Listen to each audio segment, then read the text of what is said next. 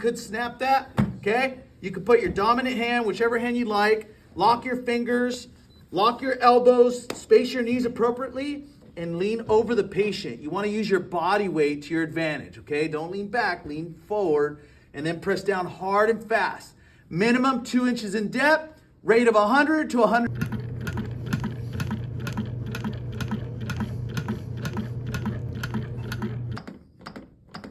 Breaking ribs, right?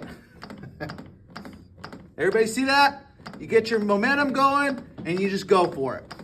30 compressions, 2 breaths. If I'm by myself. If we have a partner, somebody takes care of the airway, somebody takes care of the compressions, we divide the workload, okay? What I don't want to see is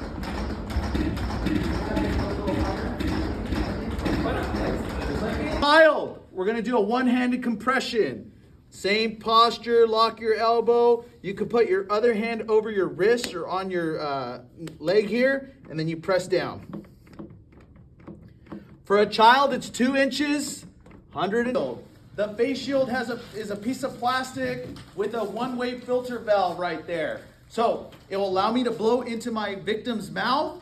However, if he were to vomit and I'm making out with him, it's gonna stop right there. It's a one-way like flapper valve. Chin lift, 2.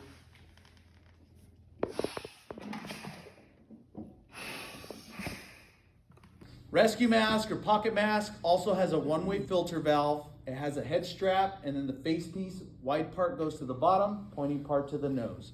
This one requires a little more skill to use. This one you put over the patient's face, head strap over the head. You use what's called the EC method. The E goes on the jaw to tilt the head back. The C presses down to create a good seal. And then I'm gonna give a 1 second breath.